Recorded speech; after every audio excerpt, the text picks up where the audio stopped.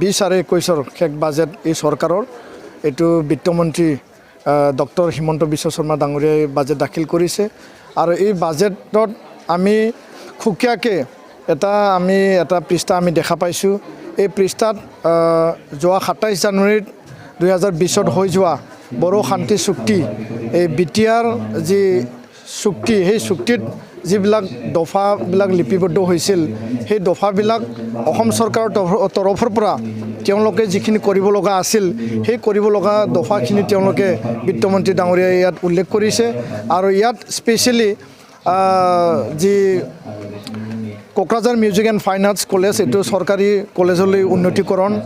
আৰু বড়ো কছাৰী যি welfare council এইটো গঠনৰ কাৰণে তেওঁলোকে প্ৰস্তাৱ আনিছে আৰু লগতে বড়ো মাধ্যম আৰু যিখিনি জনজাতি মাধ্যম আছে ভাষা আছে তেওঁলোকৰ যি বিকাশৰ কাৰণে বা তেওঁলোকক চোৱা চিতাৰ কাৰণে যিখিনি মানে directorate of education for Bodo medium and other tribal languages এইটো আছিল এই প্ৰস্তাৱটো আনিছে।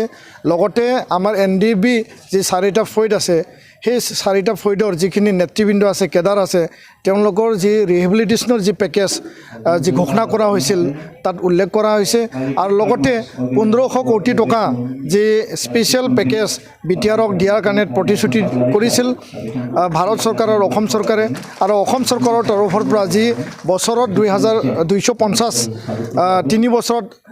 750 কোটি টকা এই টকাটো তেওঁলোকে প্ৰদান কৰিম বুলি আশ্বাস দিছে আৰু লগতে বহুখিনি কথা তাত উল্লেখ কৰা আছে। তো ইয়াৰ কাৰণে নিখিল বড়ো ছাত্ৰ সন্থা আমি অসম চৰকাৰ আৰু অসম চৰকাৰৰ সন্মানীয় মুখ্যমন্ত্ৰী ডাঙৰীয়া সৰ্বানন্দ সোণোৱাল আৰু লগতে বিত্তমন্ত্ৰী ডাঙৰীয়া শ্ৰী ডক্টৰ হিমন্ত বিশ্ব শৰ্মা আমি তেওঁলোকক নিখিল বড়ো ছাত্ৰ সন্থাৰ পৰা আমি যোৱাকালিয়ে আমি ধন্যবাদ জনাইছোঁ আৰু আজিও আমি পুনৰবাৰ অসম চৰকাৰক আমি ধন্যবাদ যাচিছোঁ যে তেওঁলোকে এই চুক্তিৰ যি দফাবিলাক অতি কম সময়ৰ ভিতৰত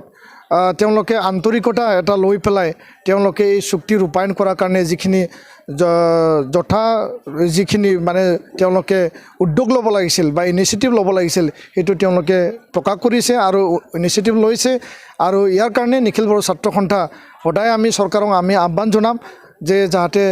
ৰাজ্য চৰকাৰ আৰু কেন্দ্ৰ চৰকাৰে দফাবিলাক সঠিক সময়ত যাতে আখৰে আখৰে ৰূপায়ণ কৰে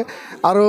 সেই দফাবিলাক ৰূপায়ণ কৰাৰ যোগেদি সেই অঞ্চলৰ শান্তি স্থাপন সেই অঞ্চলৰ উন্নয়ন সেই অঞ্চলৰ সকলো দিশৰ সৰ্বাংগীন উন্নয়নৰ কাৰণে যি আস্থা ৰাইজে চৰকাৰৰ ওচৰত ৰাখিছে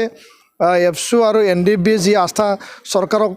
ৰাখিছে সেই আস্থা যাতে ভাৰত চৰকাৰ অসম চৰকাৰৰ আমাৰ ওপৰত ৰাখে ৰাইজৰ উন্নয়নৰ কাৰণে তেওঁলোকে কাম কৰে আৰু ৰাইজৰ কাৰণে তেওঁলোকে যিখিনি প্ৰতিশ্ৰুতি দিছিল এই প্ৰতিশ্ৰুতিখিনি তেওঁলোকে পালন কৰি ইয়াৰ কাৰণে আমি অনাগত দিনত আমি কাম কৰি যাম আহ্বান জনাম আৰু অসম চৰকাৰক যিখিনি আমি তেওঁলোকে আমাৰ কাৰণে যিখিনি উদ্যোগ ল'লে তাৰ কাৰণে আমি বিশেষভাৱে আমি ধন্যবাদ যাচিছোঁ। নাই যোৱা 15টা বছৰত তেওঁ কংগ্ৰেছৰ লগত চৰকাৰত থাকিল আৰু তাৰপিছত BJPৰ লগত চৰকাৰত থাকিল। তো Kokrajhar music and fine arts college যোনটো আছিল সেই মিউজিক এণ্ড ফাইন আৰ্টছ কলেজে প্ৰভিঞ্চিয়েলাইজেশ্যনৰ কাৰণে যথেষ্ট তেওঁলোকে কষ্ট কৰিছে চৰকাৰক হেঁচা দিছে। হাগ্ৰামা মহিলাৰী ডাঙৰীয়া কোকৰাঝাৰত বহি আছে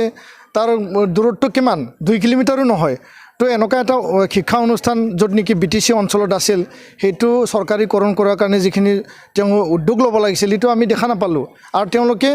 ইচ্ছাকৃতভাৱে এইটো গুৰুত্ব লোৱা নাই বা তেওঁলোকে এইটো পাৰা নাই। তো তেনে এজন ব্যক্তিয়ে বিটিআৰ চুক্তিৰ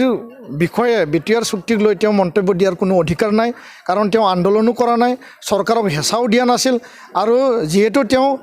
বড়োলেণ্ড হ'ব নালাগে বা বড়ো চুক্তি হ'ব নালাগে শান্তি চুক্তি হ'ব নালাগে বুলিহে বাধা দিছিল। তো তেওঁ নিজৰ লাভালাভৰ কাৰণে শেষত গৈ পেলাই তেওঁ এই চুক্তিৰ এজন সাক্ষী হিচাপে উইটনেছ হিচাপে তেওঁ আছে। তো আজি তাৰিখত BTC ভংগ হৈ পেলাই বিটিআৰ ইয়াত প্ৰতিষ্ঠা হৈছে আৰু বিটিআৰৰ যিখিনি দফা এইবিলাক যিহেতু ৰূপায়ণ হ'বলৈ এতিয়া কাৰ্যকৰী কৰিবলৈ চৰকাৰে উদ্যোগ লৈছে। তো ইয়াত BTCৰ কোনো এতিয়া মানে যিখিনি BTCৰ যিখিনি ইয়াত যি অস্তিত্ব থাকিব লাগিছিল এই অস্তিত্ব এতিয়া আৰু নাই।